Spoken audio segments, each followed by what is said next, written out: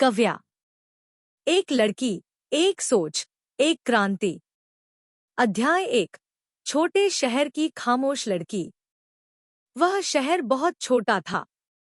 इतना छोटा कि लोग एक दूसरे को नाम से नहीं, आदतों से जानते थे। इसी शहर में रहती थी कव्या अग्निहोत्री, 20 साल की एक लड़की, जिसे लोग उसकी खूबसूरती से ज्यादा उसकी शांति के लिए जानते थे।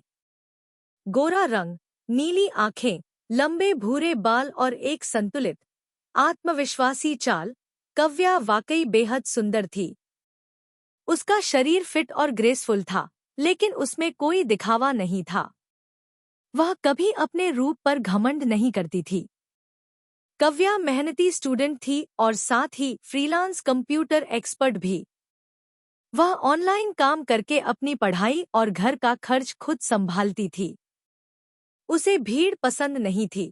वह अपनी प्राइवेसी को बहुत महत्व देती थी। उसकी जिंदगी सादी थी, लेकिन उसकी सोच असाधारण। अध्याय 2। वर्दी और आग। कम लोग जानते थे कि कव्या इंडियन आर्मी में मेजर थी। वह तेज दिमाग, अनुशासित और जरूरत पड़ने पर बेहद खतरनाक फाइटर थी। लेकिन उसका गुस्सा तभी बाहर आता था जब किसी मासूम पर जुल्म होता था। एक ऑपरेशन में आतंकियों ने स्कूल के बच्चों को बंधक बना लिया। ऊपर से आदेश आया, इंतजार करो। कव्या ने बच्चों की डरी हुई आंखें देखीं। उसने आदेश तोड़ दिया, अकेले अंदर गई और सभी बच्चों को जिंदा बाहर ले आई। मिशन सफल रहा, लेकिन नियम टूट गए। कव्या को सस्पेंड कर दिया गया। अध्याय 3। घर और बड़ी बहन। कव्या वापस अपने छोटे शहर लौटी। घर में उसकी माँ और उसकी बड़ी बहन गीता थी। गीता कव्या से बिल्कुल अलग थी, थोड़ी भावुक, थोड़ी डरपोक, लेकिन दिल से बहुत मजबूत। गीता हमेशा कव्या की ढाल बनकर खड़ी रहती थी, चाहे दुनिया उसके खिलाफ क्यों न हो। गीता ही थी जिसने कव्या को कहा, तू आर्मी से बाहर आई है, इंसानियत से नहीं। अध्याय 4। सुमन और टूटा हुआ सपना।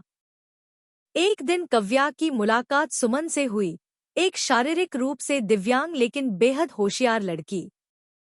उसका एग्जाम था, लेकिन वीआईपी मूवमेंट की वजह से सड़कें बंद थी। कव्या ने पुलिस से कहा, एक बच्ची की जिंदगी दांव पर है। पुलिस ने नियम दिखा दिए। कव्या हार गई।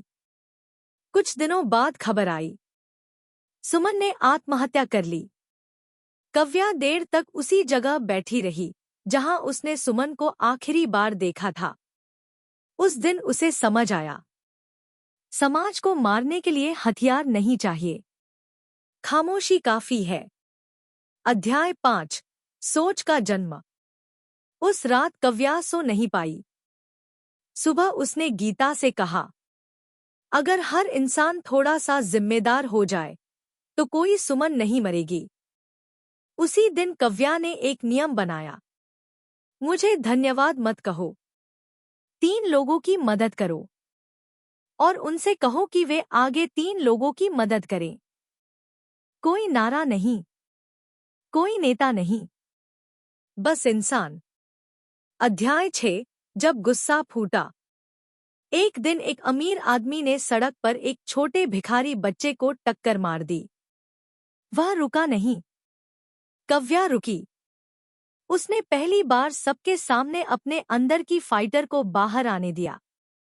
आदमी जिंदा बचा, पर उसका अहंकार नहीं। अध्याय 7। बदले की आग।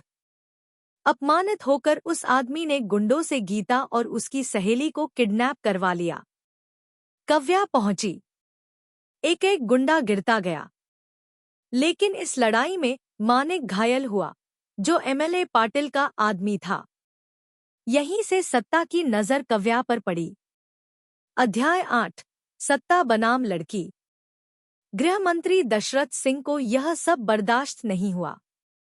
उसने बदला लेने के लिए कव्या के भांजे कबीर को उठवा लिया। कव्या अकेली गई। भयानक लड़ाई हुई। इस बार पाटिल मारा गया। अध्याय 9 मुख्यमंत्री और साजिश। मुख्यमंत्री अशोक प्रधान कव्या की सोच से प्रभावित हुआ, क्योंकि उसी सोच से प्रेरित एक बच्ची ने उसकी जान बचाई थी। अशोक समझौता करना चाहता था, लेकिन दशरथ ने मुख्यमंत्री की हत्या की कोशिश की। कव्या ने फिर किसी की जान बचाई और खुद फंस गई। अध्याय 10 झूठ का खेल। दशरथ ने मीडिया में खबर फैलाई, कव्या अग्निहोत्री आतंकवादी है। अब पूरा सिस्टम उसके पीछे था। विजयंत सिंह, भ्रष्ट पुलिस, सब। अध्याय 11 आखिरी लड़ाई। खून, चाकू, गोलियां। ईमानदार अफसर सी अभय राजपूत की मदद से कव्या ने विजयंत और भ्रष्ट पुलिस वालों को खत्म कर दिया। लेकिन कविता, पाटिल की पत्नी, ने बदले में कव्या को चाकू मार दिया। कुछ ही पल बाद विजयंत ने कविता को भी मार दिया। कव्या जमीन पर गिर पड़ी। अध्याय 12 आम लोग, असली हीरो। रिक्शावाला बब्बन और कव्या का पुराना साथी अर्जुन कौल उसे अस्पताल लेकर भागे। मुख्यमंत्री ठीक हुआ। सच सामने आया। दशरथ गिर पड़ा। अध्याय 13 अंत नहीं, शुरुआत। अस्पताल से बाहर निकलते समय कव्या रुकी। सामने हजारों लोग थे। गीता उसकी आंखों में देखकर मुस्कुरा दी। कव्या ने बस इतना कहा, मैं कोई हीरो नहीं हूं। अगर हो तो तुम सब हो। वह भीड़ में खो गई, लेकिन उसकी सोच हर दिल में रह गई। कव्या।